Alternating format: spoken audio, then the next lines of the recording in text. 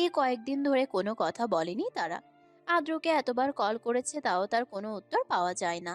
অভিমান তো হবেই। আজকে সবার সামনে কথা না বলুক, অন্তত তার দিকে তাকিয়ে সৌজন্যমূলক হাসি দিত। ওখানে দাঁড়িয়ে সবার সাথে কত কথা বলল, আবার সিয়া তো ছিল সবার সামনেই। তখন অন্তত তার দিকে হালকা হলেও তাকানো যেত। সিয়ার এসব ছোট ছোট চাওয়া সম্পর্কে অবগত আদ্র, তবুও কেন যেন সে পূরণ করে না। এই জন্য প্রায়ই সিয়া মন খারাপ করে আদ্র রাগ ভাঙিয়ে দেয় না। সিয়াকেই নিজে গিয়ে ওর সাথে কথা বলতে হয়। আজকে আদ্র এসেছে তার কাছে। আদ্র পিছন থেকে দেখেই যাচ্ছে সিয়ার চুলগুলো আর মুখের এক কোণা। সিয়ার কোনো নরম চরণ দেখতে না পেয়ে আদ্র বলে ওঠে। প্রেয়সী। সিয়া তবুও কিছু বলল না, পিছনেও ঘুরল না। তর্জনী আঙ্গুল দিয়ে জানালার গ্রিলে নাড়াচাড়া করছে। আদ্র ঠোঁটে হাসি ফুটিয়ে এগিয়ে গেল সিয়ার দিকে। সিয়ার পিছনে এসে জানালার গ্রিলে হাত রাখলো। সিয়াকে নিজের মাধ্যমে ঘেরাও করে ধরল। সিয়া এবার পিছনে ফিরল, দেখতে পেল নিজেকে আদ্রর অতি নিকটে। এই শান্ত লোকটার সাথে কখনোই আষ্টে পিষ্টে থাকিনি। ওই তো একবার গোলাপ দিয়ে প্রপোজ করেছিল, ওখানে গোলাপটা ছুঁতে গিয়ে আঙ্গুলের ছোঁয়া লেগেছিল। তখনই সিয়ার মাঝে শিহরণ জাগে। আর আজকে এতটা কাছে। সিয়া অভিমানটা ভুলে গিয়ে লজ্জায় মাথা নিচু করে বলে, এটার কাছে আসা ঠিক নয়। দূরে যাওয়ার কারণে অভিমান করছো, এখন কাছে এসে অভিমান ভাঙতে চাই? সুযোগ দেবে না আমায়? আদ্রর কথার সাথে সাথে গরম নিঃশ্বাস এসে সিয়ার কপাল ছুঁয়ে দিচ্ছে। সিয়া কেমন যেন উতলা হয়ে উঠল। সিয়া পায়ের আঙ্গুল ফ্লোরে ডলাডলি করে বলে, এইভাবে কাছে আসলে তো আমার। বলতে চেয়েও বলল না সিয়া। আদ্র তাকিয়ে আছে ওর মুখের দিকে। সিয়া চুপ হয়ে গেল। আদ্র প্রশ্ন ছুড়ল, কি হয় তোমার? কিছু না। অভিমান করো কেন? একটু ভালোবাসেন না কেন? ভালো তো বাসি। কোথায়? দেখে দেবো? কিভাবে? ভালোবাসা আপাতত দেখানোর একটাই অপশন, কি সেটা? ফিল করা। মানে? আমার হার্টবিট ফিল করো প্রেয়সী, সবকিছু বুঝে যাবে। তোমার কাছে আসাতে যেমন তুমি লজ্জায় মুখ লুকাতে ব্যস্ত, ঠিক তেমনই আমার হৃৎপিণ্ড দ্রুত গতিতে চলাচল করতে ব্যস্ত। সিয়ার হাতটা ধরে আদ্র তার নিজের বুকে রাখলো। সিয়া ঠোঁট কামড়ে সেই হাতের দিকে চোখ রাখলো। আদ্র বলে, অনুভূতিগুলোর উত্তর মিলছে কি? সিয়া কোনো উত্তর দিল না। আদ্র আবারও বলে, যদি অনুভূতির উত্তর না মেলে, তাহলে আরো একটা উপায় বলে দিচ্ছি। কি? কান পেতে আমার হৃৎপিণ্ডের কম্পনের গতিটা শুনে নাও, বুঝতে পারবে তোমার জন্য আমার অনুভূতি কতটা গভীর। ঠিক যেমন তোমার মধ্যে হচ্ছে ওই একই কম্পন। সিয়া আদ্রের চোখের দিকে তাকালো, ঠোঁট প্রসারিত করে বলে, এটাতে কাছে এসে লজ্জা। একটু দূরে ছিলাম বলে তাড়ি দিতে চাইছো, তাই? এতটা কাছে এসে লজ্জা দিচ্ছেন কেন? আপনি না খুব বাজে। হয় আমার সাথে কথা বলেন, না হয় একেবারে কাছে আসেন। এই যে দূরে দূরে থাকি তখন অপেক্ষা করো তুমি, আর যখন তোমার কাছে আসি তখন নেতিয়ে পড়ো। তোমার এই অনুভূতিগুলো আমার মাঝে তোমার প্রতি কেমন অনুভূতির সৃষ্টি হয় জানো? সিয়া প্রশ্নবিত্ত নয়নে চেয়ে আছে। আদ্র ওর ঠোঁটটা সিয়ার কপালে ছুঁয়ে বলে, তোমাকে কাছে পাওয়ার অনুভূতি, তবে সেটা অতি দ্রুতই হবে। বলে আদ্র তাকালো সিয়ার দিকে। সিয়া চোখ বন্ধ করে আছে। এমনি এমনি বললে কথাগুলো তেমন একটা অনুভব হতো না। আদ্র যে তার কাছে এসে নেশালো কণ্ঠে বলছে, তার উপর আজকে এই প্রথম আদ্রের ওষ্ঠের ছোঁয়া পেল। না পেরেই চোখটা বন্ধ করে নিল সিয়া। আদ্র ঠোঁট চওড়া করে কিছুটা দূরে সরে গেল, চলে গেল ঘর থেকে। সিয়া চোখটা খুলে আদ্রকে দেখতে পেল না। এর জন্য অবশ্য তারই ভালো হয়েছে, থাকলে হয়তো আজকে এখানেই লজ্জায় শেষ হয়ে যেত। যারা যখন দেখলো তার লোক আর বীরের লোক কেউই মোয়ের খোঁজ পায়নি, তখন যারা না পেরে বাইরে নামলো। নিজে ড্রাইভ করে এদিক ওদিক খুঁজতে থাকে মৌকে। এয়ারপোর্টে এসে মুখ ঢেকে মৌয়ের ব্যাপারে খোঁজ নেয়। এরপর চলে গেল স্টেশনে। কোথাও পেল না মৌয়ের খোঁজ। বাস স্ট্যান্ডের কাছে এসে খোঁজ নিলে সেখানেও পেল না। অবশেষে জারার কাছে একটি কল আসে। কল রিসিভ করতেই ও পাশ থেকে বলে, কি সমস্যা? তোমরা আটকাও তাদেরকে, যে করে হোক। জারা কিছু একটা ভেবে বলে, কারা তারা? বিয়েটা যাদের হয়েছে ওদের ছবি তুলতে পেরেছো কি? যারা কল কাটলে ওর কাছে ছবি আসে। ছবিগুলো জুম করে কয়েকবার দেখে যারা বলে, মৌ আর পিয়াস বিয়ে করেছে ওরা? এটা কিভাবে সম্ভব? বীরের অবস্থা কি হবে ওর বোনের এই বিয়ের খবর পেলে? ভেবেই যারা গাড়িতে উঠে বীরের বাড়িতে এসেছে। এসে হলরুমে পা রাখতেই দেখতে পেল বীর সোফায় বসে আছে। বীরের চোখ লাল। জারার দিকে তাকিয়ে বীর রাগী দৃষ্টি দিয়ে ওর টাইটা ঢিলা করে নিল। জারা বীরের দিকে এগিয়ে আসলো। বীর ওর দিকে তাকিয়ে বলে, কোথায় ছিলে তুমি? জারা চুপ করে আছে, কোনো উত্তর দিল না। বীর এবার জারার হাত ধরে হ্যাচকা টান দিয়ে নিজের কোলে বসিয়ে কণ্ঠ মোটা করে রাগের সাথে বলে, আমার কথার উত্তর দিচ্ছিস না কেন তুই? জারা বীরের চোখের দিকে চেয়ে বলে, বাইরেই ছিলাম। আমাকে না বলে আমার ত্রিসীমানা থেকে পালানোর চেষ্টা করবি না একদম। জারা কথা পাল্টে বলে, মৌয়ের খোঁজ পেয়েছো? হুম, বোন ফোন করেছিল, দুজনে এক স্থানেই আছে। খুব দুশ্চিন্তায় ছিলাম আজ ওকে নিয়ে। যখনই স্বস্তির নিঃশ্বাস নিয়েছিলাম ঠিক তখনই আবারও নিঃশ্বাসটা নিতে কষ্ট হয়ে উঠল। কেন? কারণ আমি বাড়িতে এসে তোমাকে পাইনি, তাই। জানো কত জায়গায় খুঁজতে গেছিলাম। কেন খোঁজ করো আমায়? বারবার পালাতে চাও তাই। এক সময় এমনও আসবে যখন তুমি নিজেই আমাকে ছেড়ে দেবে। সেই সময়টাই হয়তো আমাকে খাটিয়ায় করে মসজিদে নিয়ে যাওয়া হবে।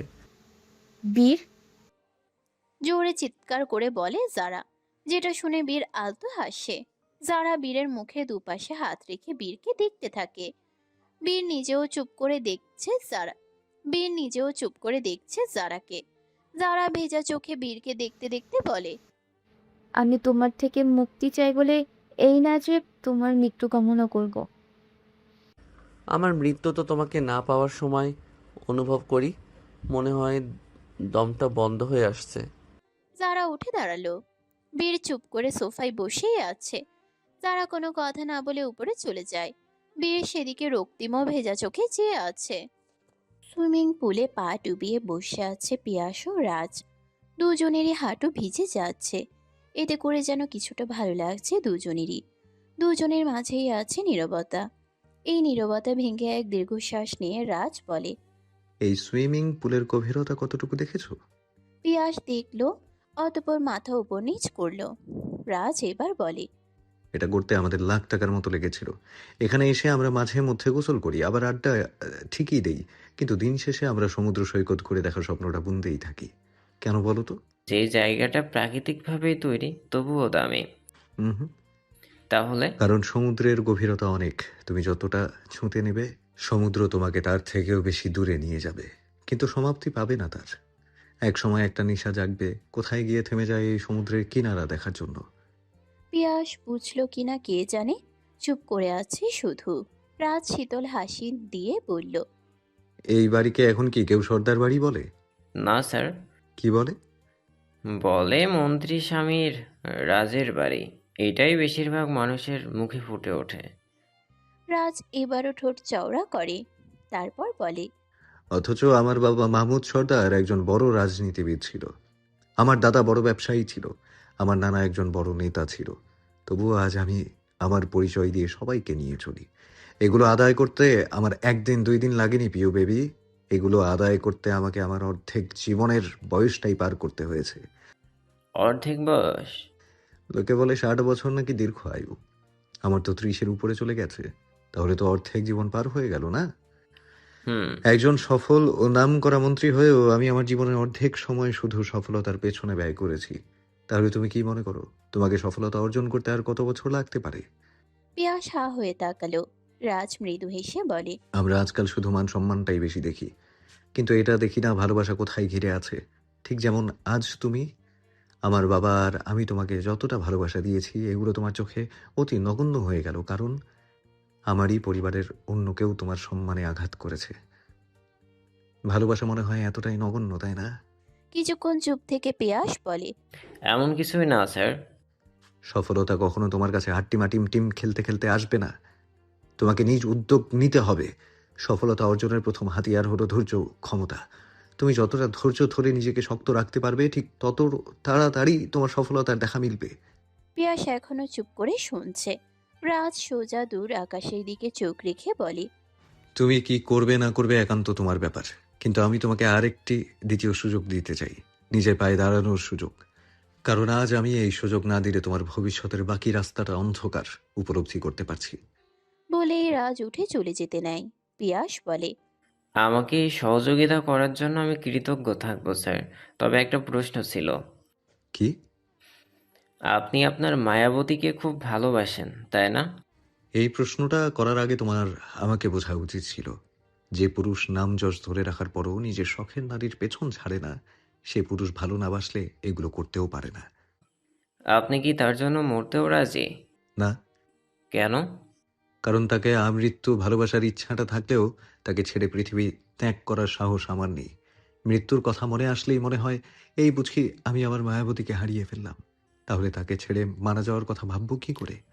প্রেমিক পুরুষ কিন্তু তাদের ভালোবাসার জন্য মরতে পারে স্যার। সব প্রেমিকের একই রূপ থাকে না। আমি আমার ভালোবাসার জন্য বাঁচতে চাই। রাজ আর কিছু না বলে শুধু মৃদু হেসে চলে গেল বাড়ির দিকে। রাজ ভিতরে ঢুকেই দেখতে পেল মায়া তার দিকেই তাকিয়ে আছে। রাজ মায়ার কাছে এসে বলে, কি ব্যাপার মায়াবতী, এখানে দাঁড়িয়ে আছো কেন? কথা ছিল আমার, তাই। কি কথা? আজ আমার বোনের বিয়ে হয়েছে, সেই অনুযায়ী আজ ওর আর ওর স্বামীর প্রথম রাত হবে। আমি একটা ঘর খুঁজছি, যে ঘরটা সাজানো যায় ওদের জন্য। এতগুলো ঘর, তাও কিনা সব দিক থেকে আরামদায়ক ব্যবস্থা, তবুও তোমার পছন্দ হলো না? রাজ তাকালো মিহিরের ঘরের দিকে, যেটা একসময় মোহনার ছিল। ঘরটা তালা দেওয়া। সোনালি এগিয়ে এসে শান্ত সুরেই বলে, মিহিরের ঘরে কেন আমি অন্যদের থাকতে দেব? মিহির এসব পছন্দ করে না।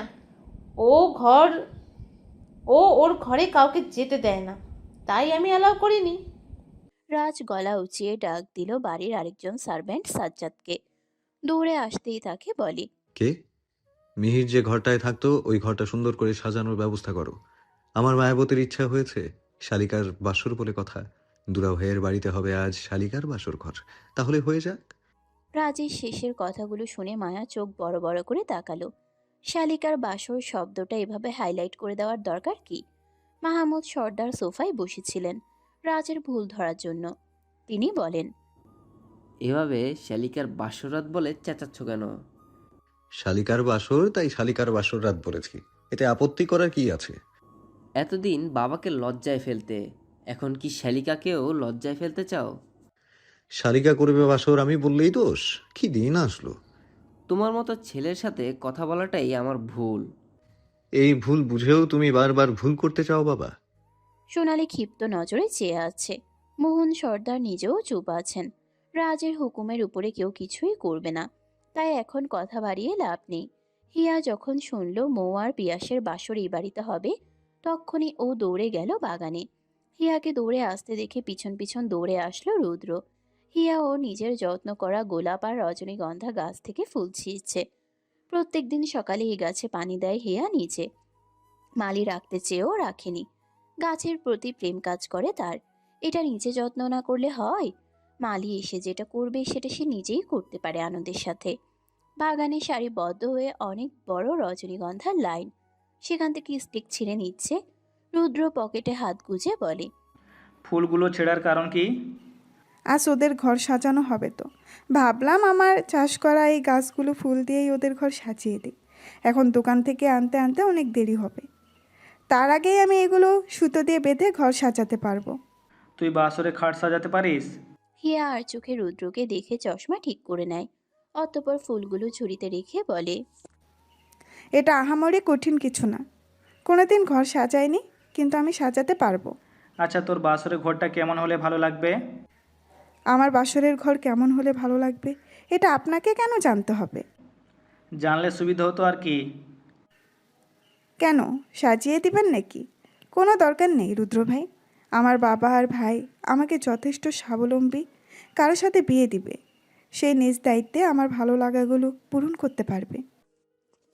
হিয়া আর চোখে রুদ্রকে দেখে চশমা ঠিক করে নেয়। অতঃপর ফুলগুলো ঝুড়িতে রেখে বলে। রুদ্র যেন রেগে গেল সাথে সাথে।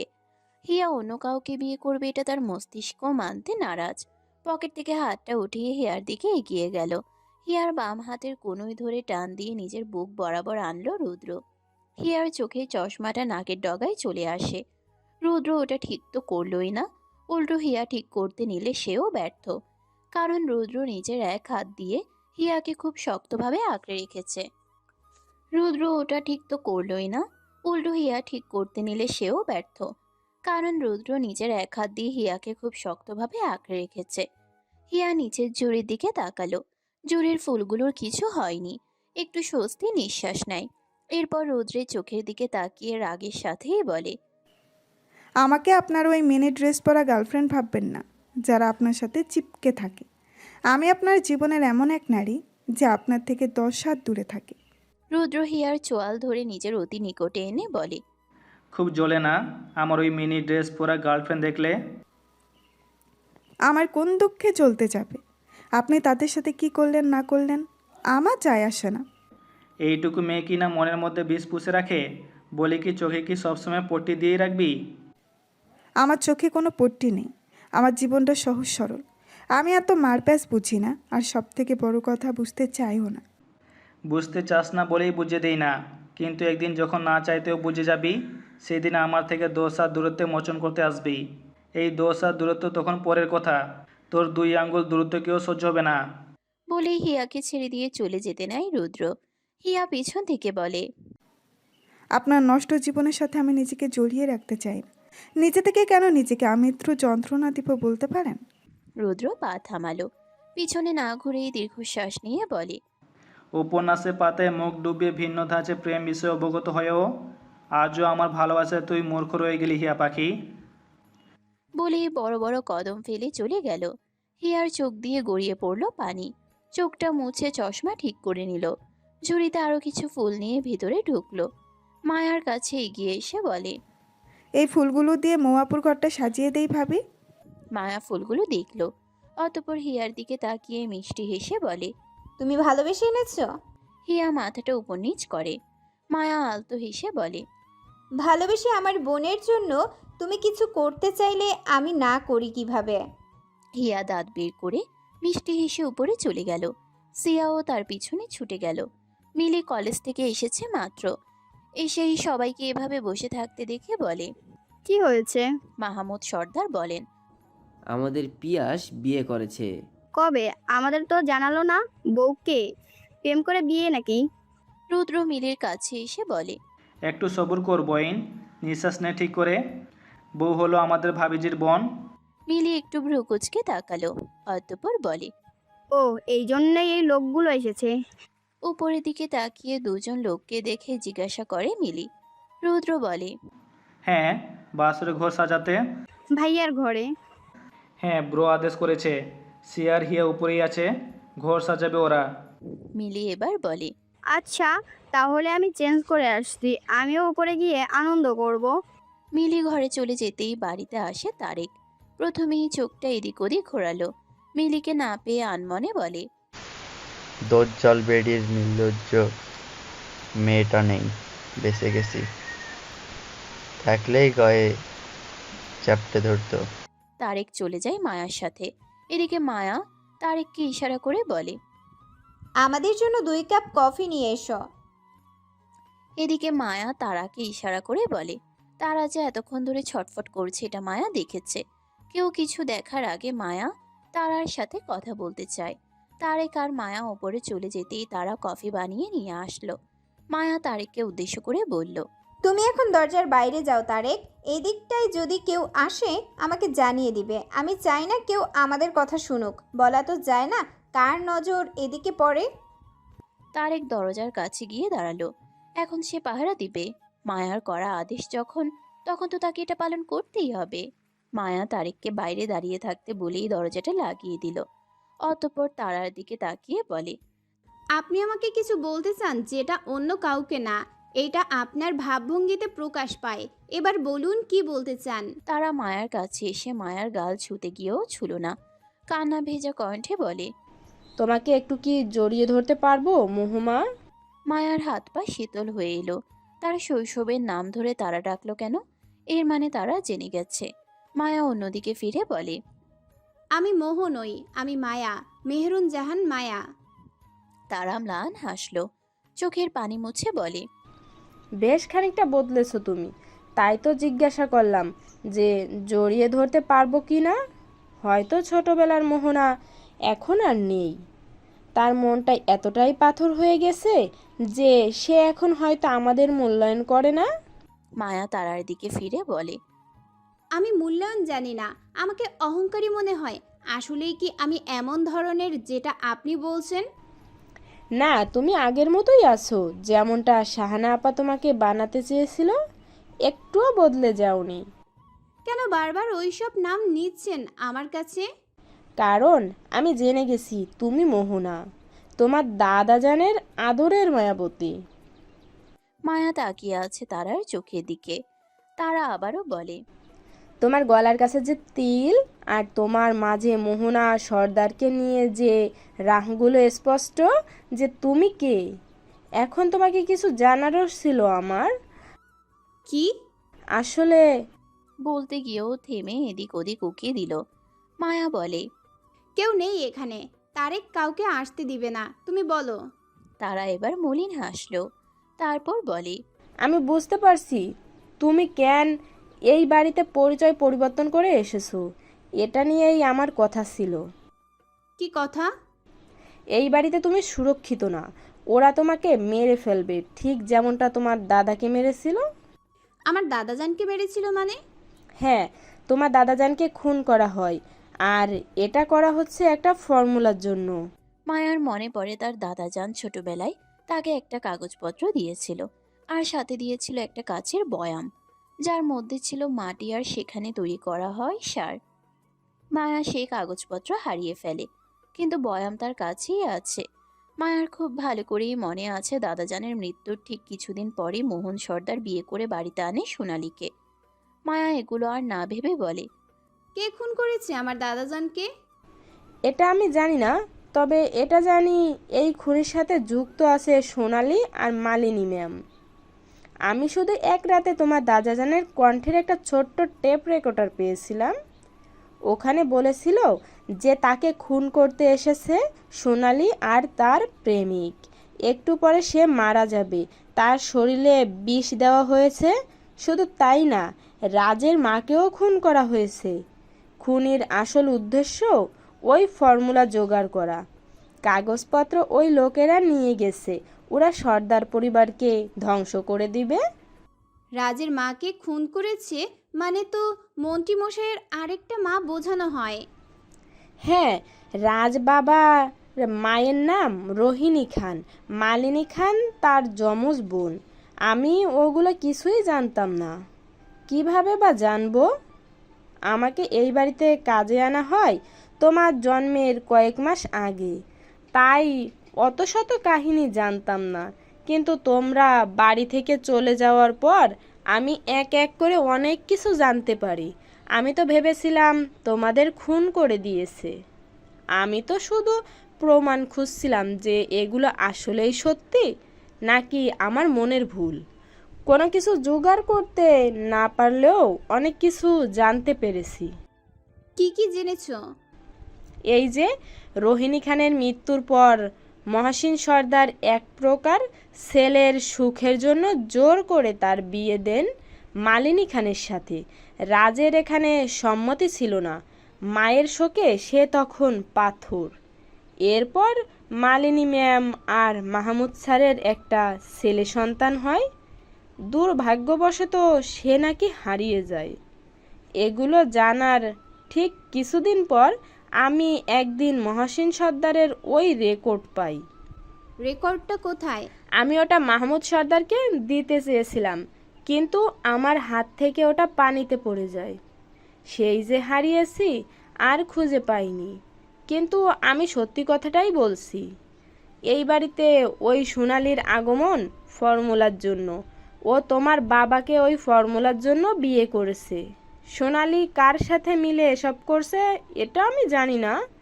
শুধু জানি ও ওই ফর্মুলার লোভে নিজের রূপ দিয়ে তোমার বাবাকে ঘায়েল করেছে। এমনকি এক পুত্র সন্তানের জন্ম দেয় তোমার বাবার মন জোগাতে পেরেছে। আমি বিশ্বাস করি তোমার কথা। ওই লোকটাকে একদম আমার বাবা বলবে না, সে যতই সোনালির চক্রান্ত হোক না কেন। দিন শেষে এইটাই সত্যি, ওই লোকটা এখন লোভী। ওই লোক একজন বাজে লোক, যে তার স্ত্রী সন্তানকে রেখেও পরকীয়া করেছে। তার মাঝে ছিল না অনুতপ্ত, বরং সে আমাদেরকে অনেক অত্যাচার করেছে, সাথে করেছে ওই শাহমের রাজ। রাজ বাবা? হ্যাঁ, তোমার রাজ বাবা আমাকে আর আমার মাকে তিলে তিলে মেরেছে। রাজ বাবা কোথা থেকে এলো? সে আছে অনেক ঘটনা। তারা এবার কিছু একটা ভেবে বলে, আরও একটা কথা ছিল তোমাকে জানানোর। কি? মাহমুদ সর্দার আর রোহিণী খানের যমজ পুত্র হয়, একজন রাজ আরেকজনের নাম তাজ। কি? হ্যাঁ, তাজ ছেলেটি জন্মগত প্রতিবন্ধী, তাই তাকে এই বাড়িতে রাখা হয় না। সে এখনও অটিজমে, ওখানেই তার বন্ধুদের নিয়ে ব্যস্ত। রাজবাবা আর মাহমুদ সর্দার গিয়ে দেখা করে আসে। আমার আরেকটা প্রশ্ন আছে। কি? অহর্নিশ আর্দ্র আর রৌদ্রদীপ রুদ্র, আমি যখন এই বাড়িতে ছিলাম তখন তো এরা ছিল না, তাহলে এদের কি সম্পর্ক এই বাড়ির সাথে? আহান সর্দার হলো মহাসিন সর্দারের দ্বিতীয় পক্ষের ছেলে, আবার শাহানা আপা ও অবনী আপা দুই বান্ধবী। অবনী আপাই আসলে তোমার মা। বাবার দিয়ে নিয়ে কথা তোলে, আসলে দুই বান্ধবী একসাথে থাকবে তাই পারিবারিকভাবে বিয়ে হয়। এরপর আহান সর্দার কি কাজে বিদেশ চলে যান, ওখানে তাদের সংসার জীবন চলতে থাকে। আদ্র বাবা মাঝে মধ্যে আসতেন অবনী ম্যামের সাথে, তাই তোমার সাথে দেখা। রুদ্র বাবা আসতো না, এসেছে এই কয়েক বছর হলো। মায়ের মৃত্যুর খবর পেয়ে ওখানে আসে, আবারও চলে যায়। তারপর বছর কয়েক আগেই পার্মানেন্ট এসেছে এখানে থাকার জন্য। শুনেছি রুদ্র বাবা পড়াশোনায় তেমন ভালো না, ফুর্তি আড্ডা এসব নিয়েই থাকে, তাই এখানে তাকে ভর্তি করিয়ে দিয়েছে আহান সর্দার। এটা শুনে মায়া একটু হাসলো। রুদ্র এমন এক সিক্রেট যার ব্যাপারে কেউ কোনো সিটেফোঁটা আন্দাজ করতে পারে না। মায়া নিজেও অবশ্য জানে না রুদ্র কে বা কি, কিন্তু মায়া এটা শিওর রুদ্রের মাঝেও আছে কোনো রহস্য।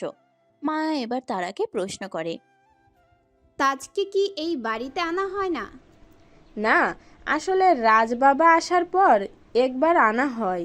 রাজবাবাই চেয়েছিল ভাইয়েরা একসাথে হেসে খেলে থাকবে, কিন্তু এখানে আনলে আমাদের মতো স্বাভাবিকভাবে চলতে পারে না। তার চলাফেরা একটু ব্যতিক্রম।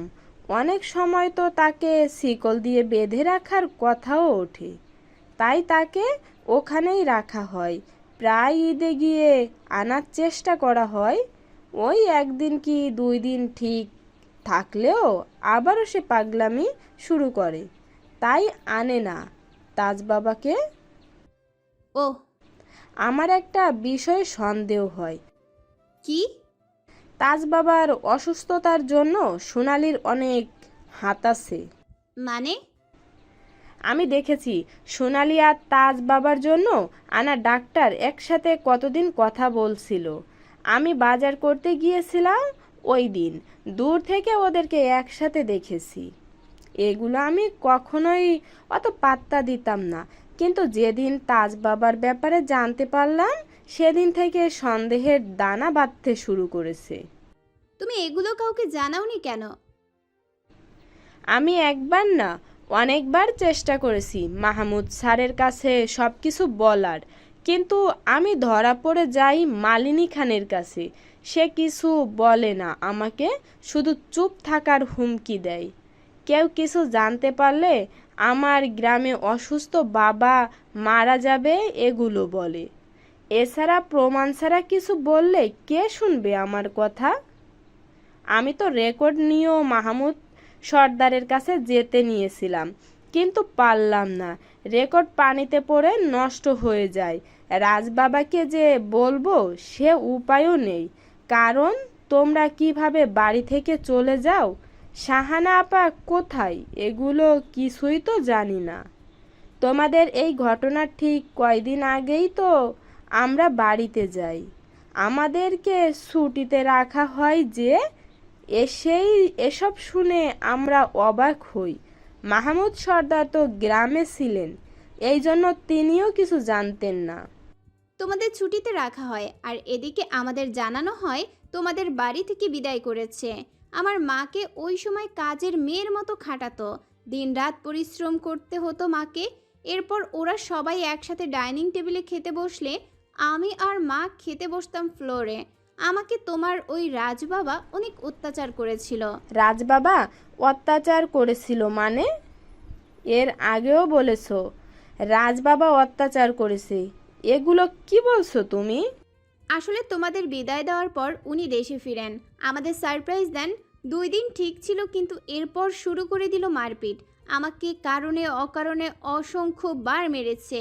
মাকে ডাক্তার দেখানো দরকার ছিল, কিন্তু যেতে দেয়নি। ওই মোহন সর্দার আমার মাকে চাবুক দিয়ে আঘাত করতে করতে রক্তাক্ত করে দেয়, শুধুমাত্র তার ওই সুন্দরী বউটার কথাতে। আমি ছাড়বো না ওদেরকে, ওদের সবাইকে তিলে তিলে মারবো। ওই সোনালীকে আমি মরার আগে এই বাড়ির কাজের মহিলা বানিয়ে দিব। ওই মোহন সর্দারের এমন হাল করব যে পরকীয়ার শাস্তি যে কি সে এটা উপলব্ধি করব। পথের ভিখারি করে দিব আমি তাকে।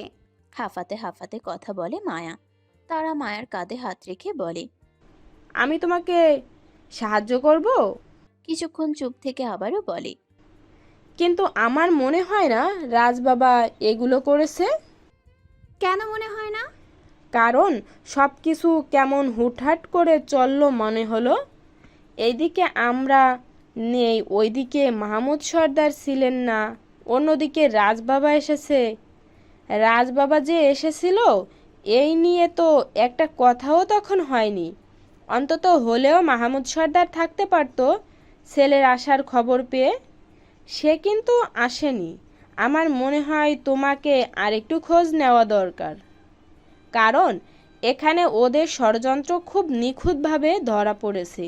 ভালো করে ভেবে দেখো, তোমাদের উপর অত্যাচার কিন্তু ওই সময় হয়নি যখন মাহমুদ সর্দার বাড়িতে ছিল। ওরা সব কিছু করতো আড়ালে।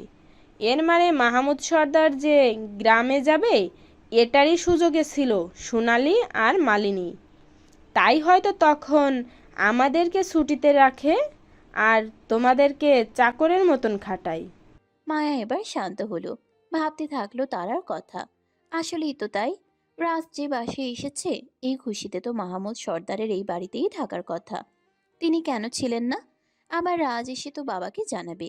যেহেতু রাজ এসেছে এটা নিয়ে কেউ কোনো কথা বলেনি, সেহেতু ঘটনা এর মাঝে ভিন্ন কিছু ছিল। মায়া মনে মনে ভাবতে থাকে আর বলে, তাহলে কি ওই সময় মন্ত্রীমশাই ছিল না? ওটা কি তবে তাজ ছিল? একটুর জন্য ঠোঁট প্রসারিত করে মায়া বলে, আমাকে আবারও সব কিছু শুরু থেকে খোঁজ করতে হবে। তুমি আমাকে সাহায্য করবে কি?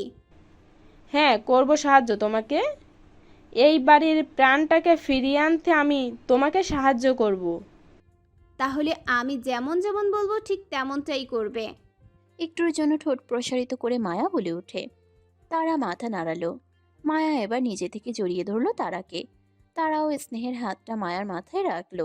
মায়া আলতো হেসে বলে, মা যখন আমার পুতুল বরকে নিয়ে ব্যস্ত থাকতো আমি মুখ ফুলিয়ে তোমার কাছে আসতাম, তুমি আমাকে এইভাবেই আগলে রাখতে।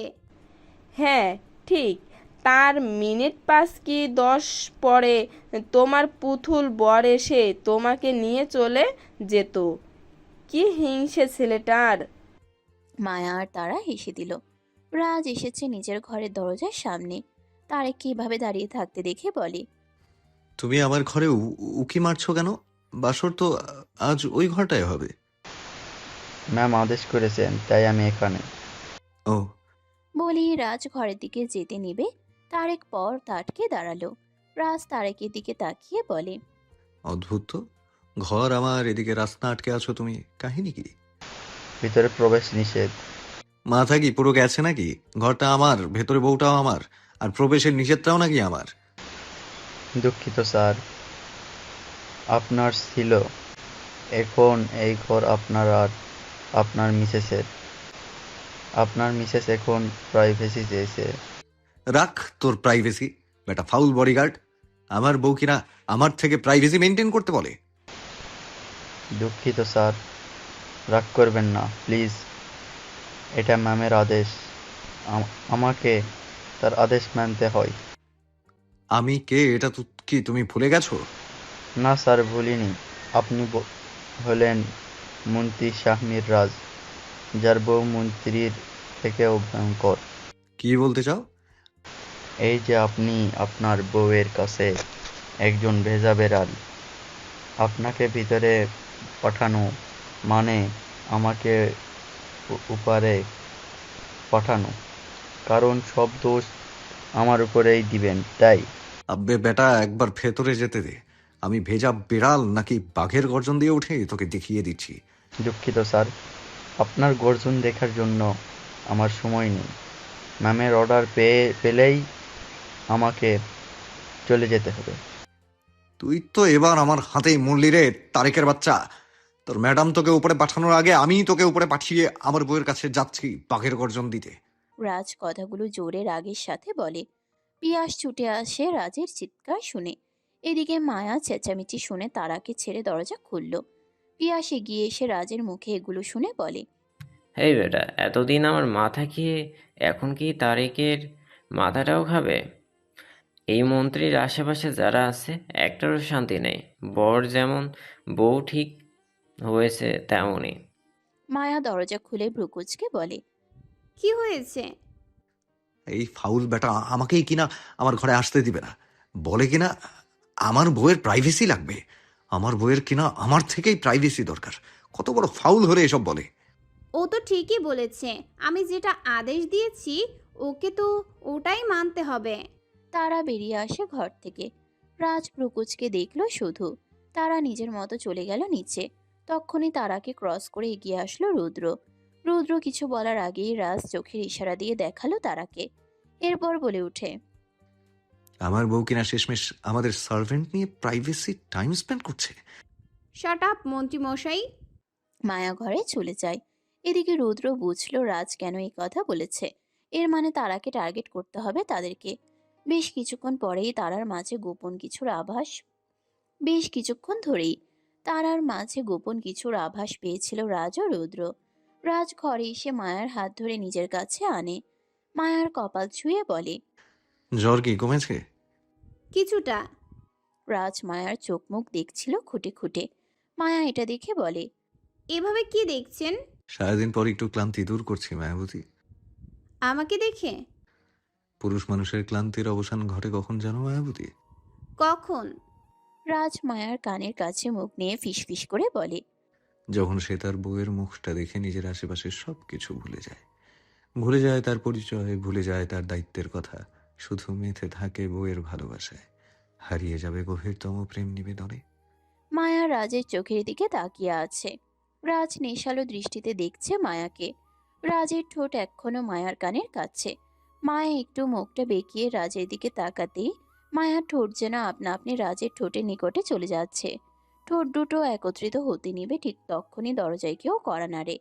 মায়া রাজকে ছেড়ে দরজা খুলতেই একজন সার্ভেন্ট বলে। মায়া দেখলো একটা রেপিং পেপার দিয়ে সাজানো বক্স। মায়া ওটা নিয়ে দেখতে থাকলো।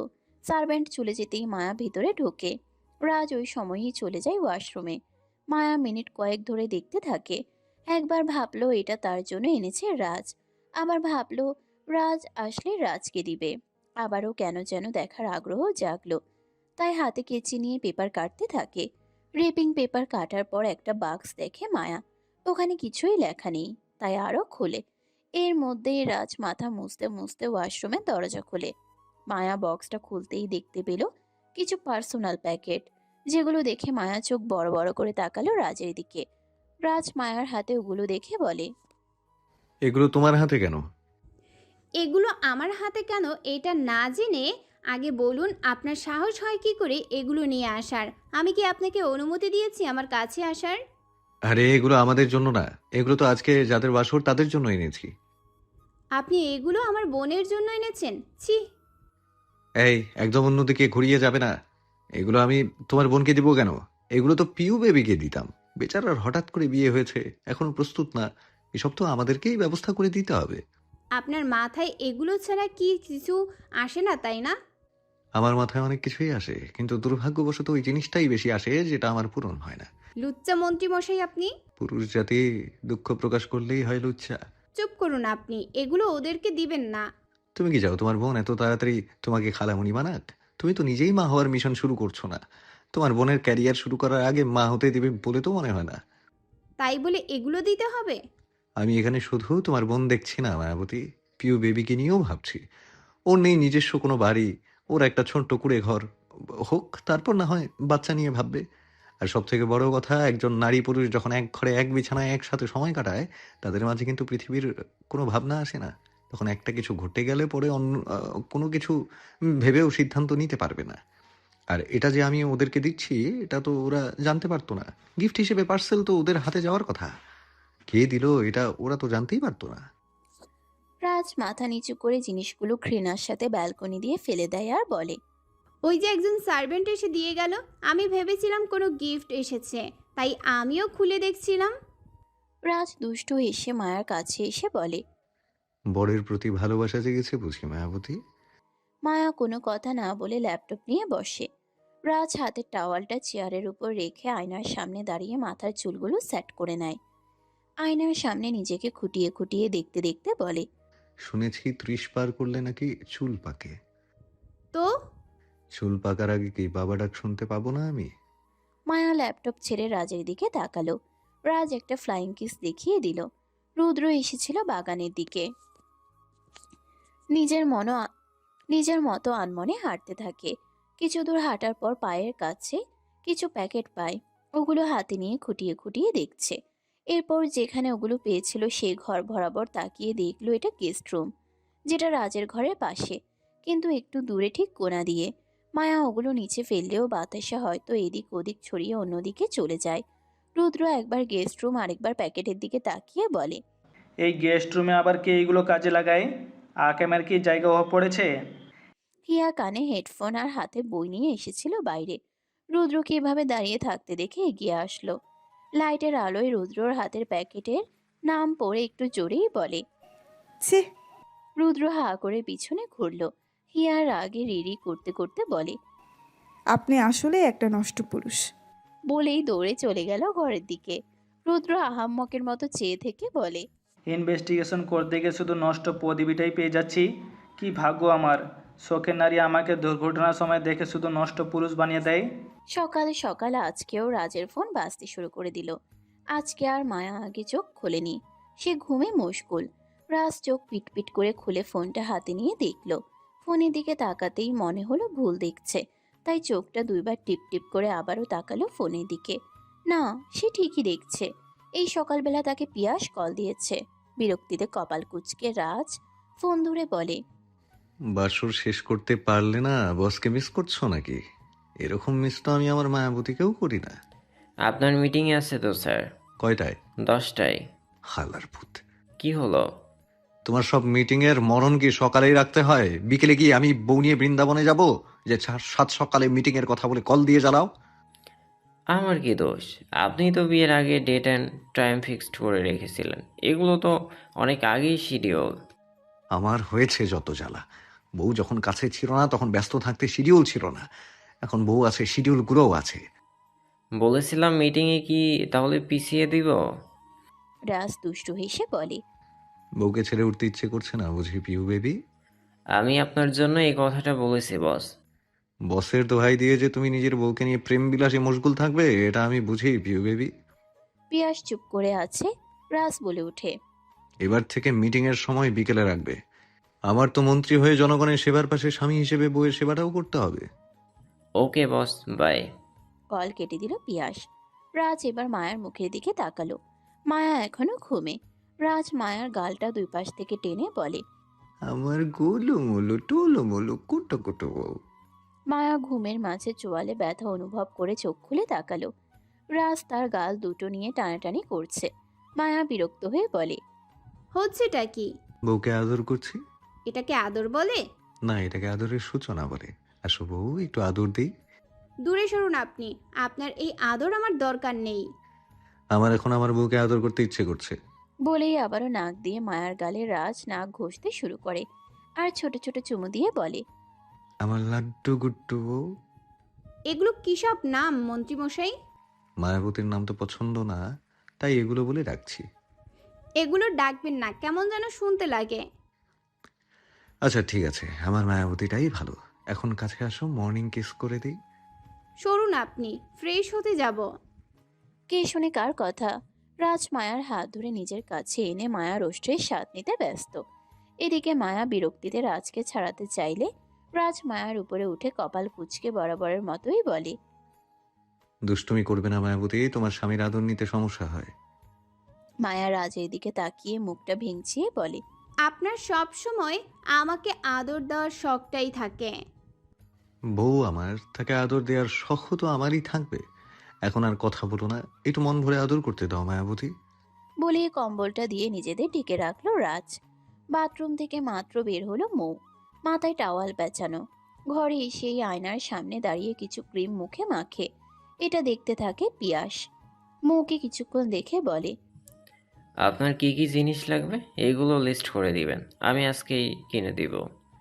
মৌ পিছনে ফিরে পিয়াসের কাছে এসে বলে, কালকেই না ঠিক করলাম আমরা একে অপরকে তুমি করে বলবো, এখন তাহলে আপনি আপনি করছো কেন? আমি এইভাবে কোনো নারীর সাথে কাছাকাছি হয়ে কথা বলিনি আজ অব্দি। এমন ভাবে বলছো যেন আমি অনেক বলেছি। এটা আমি জানি না, কিন্তু আমি অভ্যস্ত নই। আমিও না, কিন্তু আমার ভবিষ্যৎ নিয়ে অনেক কিছু ভেবে রাখা আছে। কি কি ভেবেছেন? সরি ভেবেস। মৌ এবার পিয়াসের কোলে বসে বলে, আমি ভেবে রেখেছি কিভাবে আমি আমার স্বামী মিলে এই পৃথিবীতে হাসি খুশি পরিবার হয়ে থাকবো। আমি ভেবে রেখেছি কিভাবে দুষ্টু মিষ্টি মুহূর্ত আমরা কাটাবো। আমি তো এটাও ভেবে রেখেছি আমাদের বাচ্চা কাচ্চা হলে তাদের কিভাবে আদর করব। এত কিছু ভেবে রেখেছিলে? হ্যাঁ। তাহলে তো আমাকে কোনো কিছুই ভাবতে হবে না, তুমি যা ভেবেছো তাই করে চলবো। আচ্ছা, হুম। তাহলে এখন আমাকে আমার উপহার দিয়ে দাও। আমার সমস্ত টাকা তো ব্যাংকে আছে, ওটা তো উঠাতে পারিনি। আজকেই উঠিয়ে তোমার কাবিন পরিশোধ করে দিব। আরে আমি তো ওটা রাতেই মাফ করে দিয়েছি।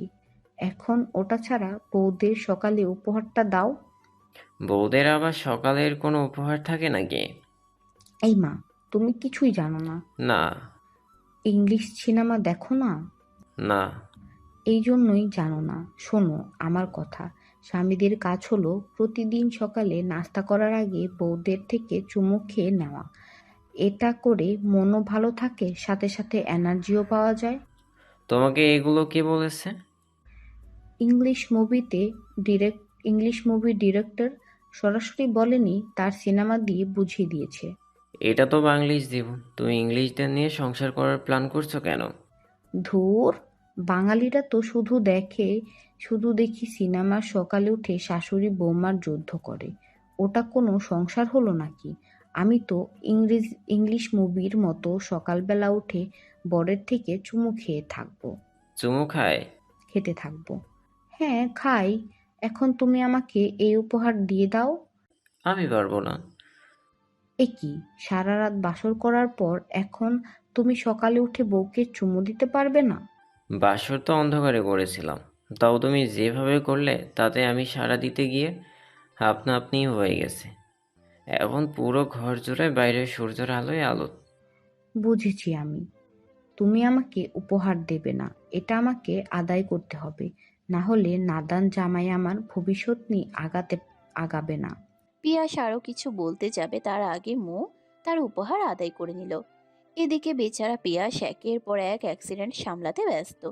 হুট করে জীবনে এক নারীর আগমন, তার সাথেই আবার হুট করে বিয়ে। এরপর হুট করেই জানতে পারলো সে যাকে বিয়ে করেছে সে একজন সাইকো নারীর বোন, সাথে মন্ত্রীর শালী। তার সাথেই আবার রাতে বাসর, এখন আবার এই সকালে আরেক দুষ্টুমি। পিয়াস যেন না চাইতেও আলাদিনে চেরাক পেয়ে গেল, যেটা মন্ত্রী হয়েও রাজ পেল না। এর জন্যই হয়তো লোকে বলে ভাগ্যে থাকলে সুখ আপনা আপনি আসবে, হাজারবার মাথা ঠুকলেও দুঃখীর জীবনে সুখ আসবে না।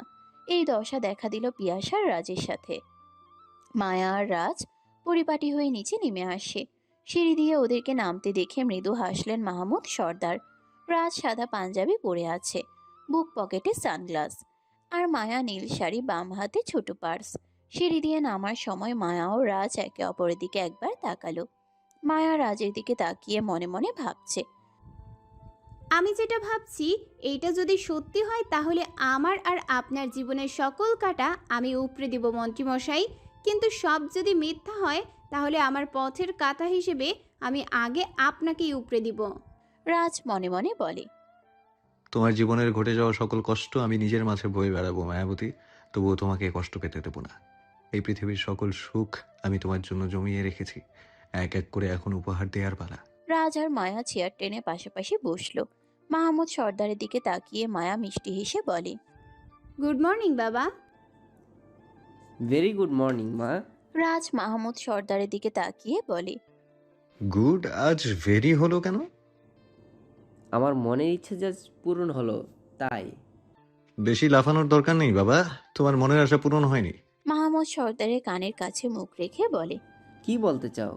বউ আমার কাছেই আসে না, তাই এখনো তুমি দাদু হতে পারছো না। এই জন্যই বললাম তোমার আশা এখনো পূরণ হয়নি।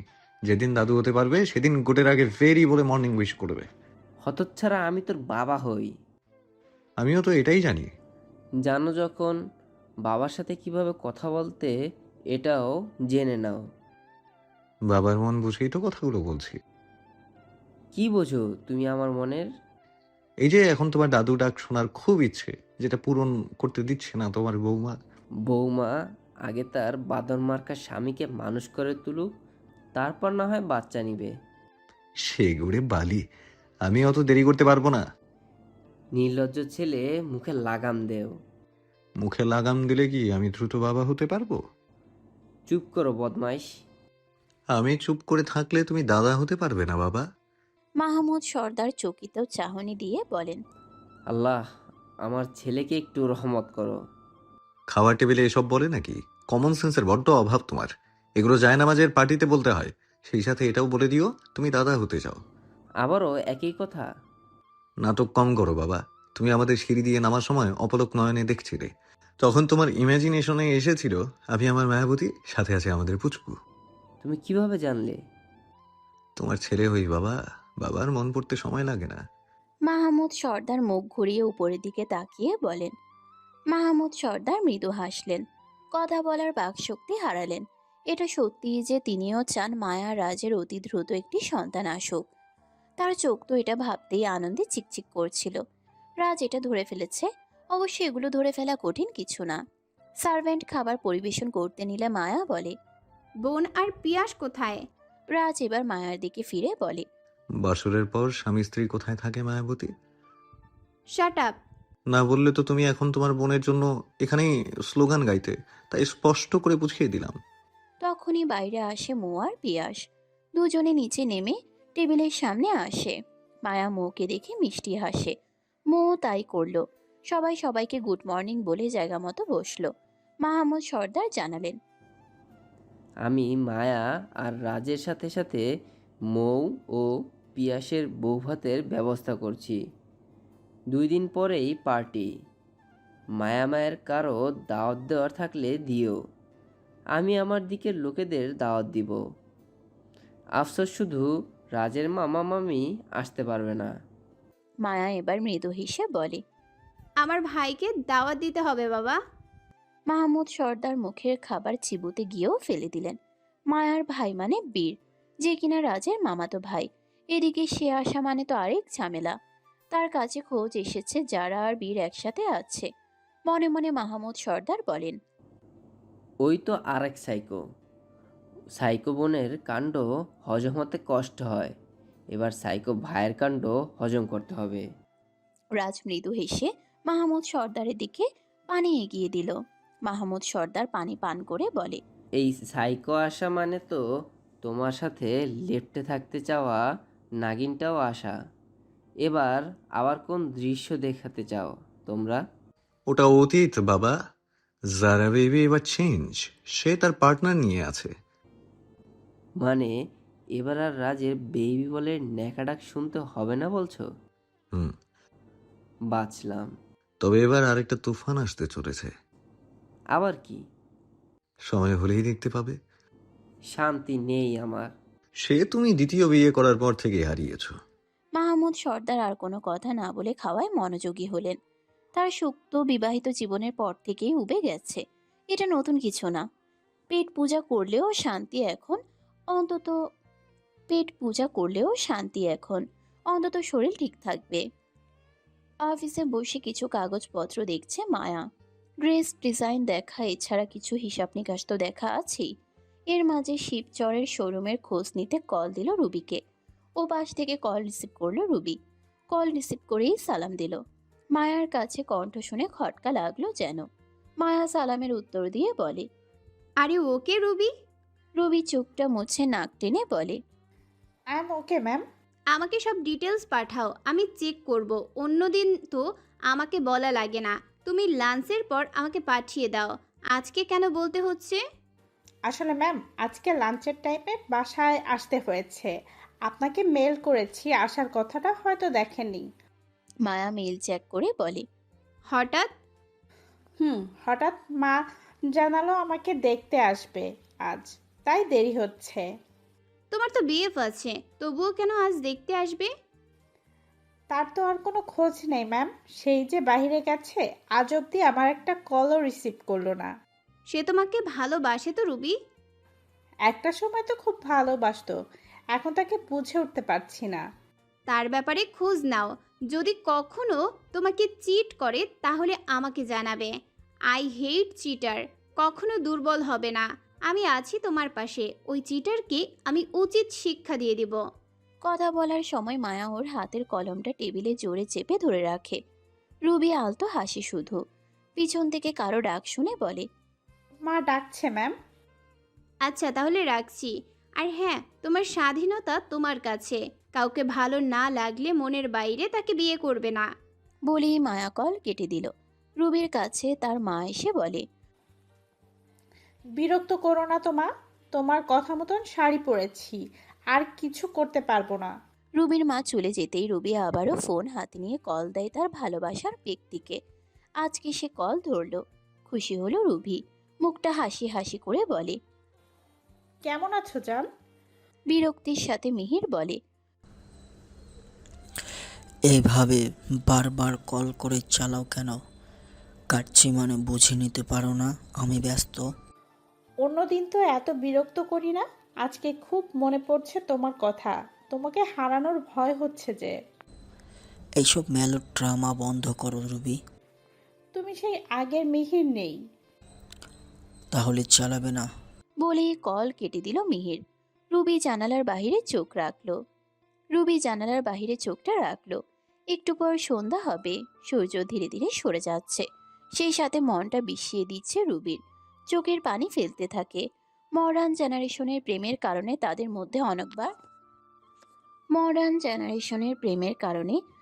মধ্যে অনেকবার অন্তরঙ্গ সম্পর্ক হয়েছে।